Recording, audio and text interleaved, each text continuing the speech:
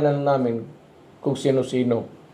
In addition na ano kami ng reserba na kung may bagong sasampa na gustong tumakbo, Yes. ilaglag ko na lang yung hindi ko kakapartido, hindi ko kaibigan, o yung ayaw ko yung muka. Meron ganun. Pero si ano nga po, si Senator Tol Tolentino na nakasama noon na tumakbo rin ng senador nung kayo tumakbo ng presidente, nagpaalam na po sa PDP Laban. Inasahan niyo ba yun na aalis siya ng PDP? Ganito yan eh. Hindi ko inasahan. Pero sinabi niya sa akin. Ang maganda naman kay Senator Tolentino is nag-usap kami. Sabi niya, aalis ako, iiwan ko kayo paglipat na ako.